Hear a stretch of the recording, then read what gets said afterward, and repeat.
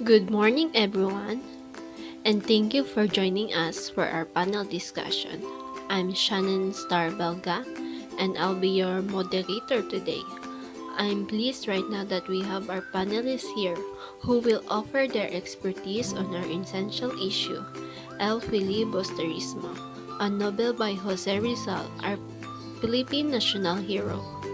Without further ado, allow me to present our panelists. Panelist number 1, Lobert Fajardo, a secondary education major of English. Panelist number 2, Nuńez Villaganas Nuńez, a fourth year in regular major in AB Theology. And lastly, panelist number 3, Kendale Rovix Bajo, major in mathematics. They are the ones who will answer our questions for today. As our topic for today, El Filibusterismo, as we all know, is Jose Rizal's second novel. He is our country's national hero. Like its predecessor, the Philib was composed in Castellana, the better known Nole Me Tangere. While Rizal was traveling and studying in Europe, it was first published in 1891 in Geek, Belgium, and has since been translated into English, German, French, Japanese, Tagalog, Ilonggo, and other languages. Its importance as a social document of the late 19th century Philippines is frequently highlighted in this nationalist novel by an author who has been called the first Filipino. After the Philip was declared subversive by the Spanish authorities, copies were smuggled into the Philippines for many years. Therefore, we are going to learn more about our topic El Filibusterismo, which will be answered by our panelists. So, Mr. Kendale, can you tell us what is the main purpose of Rizal's writing this book? Rizal wrote El Filibusterismo to defend Filipinos against foreign allegations of folly and stupidity, referring to them as Indio, to expose the government's cruelty, corruption and deception, and to defect the life of Filipinos throughout the Spanish colonial era, including the cries and miseries of his people against abusive authorities, to demonstrate the impact that religion and beliefs may have on our daily life. To modern Spaniards, Filibusterismo refers to the concept of a colony breaking away from its home nation, and filibusteros are those who wish to see this concept realized. However, for our purposes, it will be more practical to ask who in the Philippines is regarded a filibustero. As Mr. Kendale stated, the goal of publishing this book, El Filibusterismo, is to defend Filipinos against foreign accusations of foolishness. Also, to demonstrate how the Filipino people lived throughout the Spanish colony period, as well as his country's men's crimes and miseries against the abusive officials. So, Mr. Lobert, I have a question for you. How did Rizal face the challenges he encountered during his period?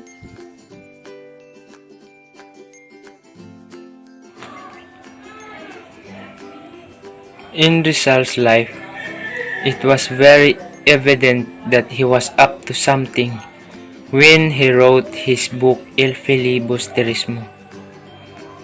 Nevertheless, it was not easy for him to publish the book for the different kinds of accusation to him.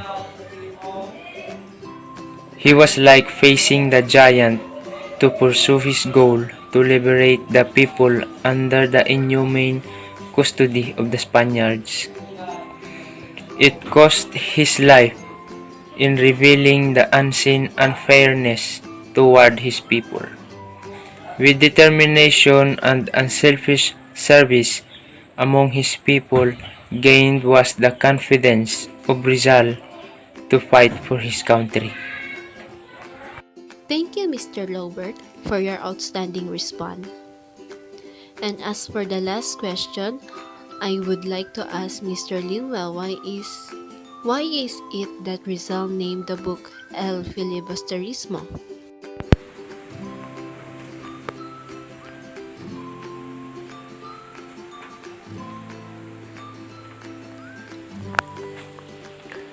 Why is it that Rizal named the book El Filibusterismo? Rizal named the book El Filibusterismo, a term whose meaning has changed again and again, to inspire by what the word Filibusterismo connoted in relation to the circumstances obtained in his time, and his spirits dampened by the tragic execution of the three martyred priests. Rizal applied title the second part of the Noli Me Tangere El Filibusterismo.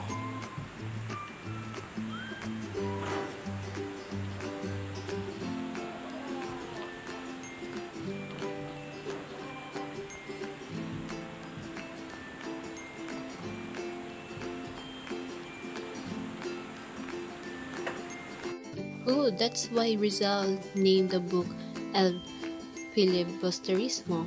Mr. Lemuel, thank you so much for your response.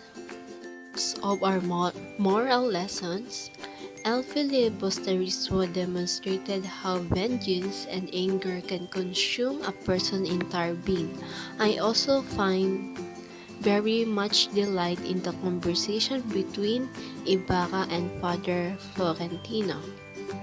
El Filibusterismo also shares the theme that violence is not the answer.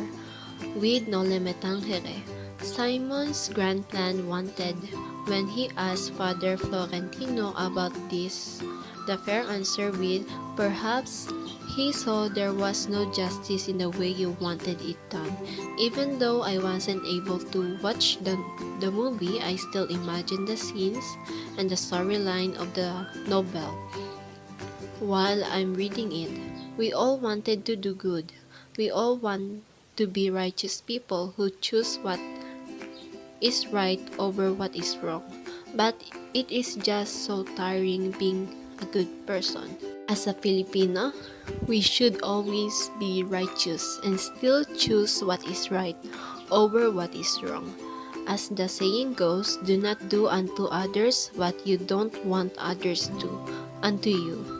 We should be good so that people around us will also do good to us.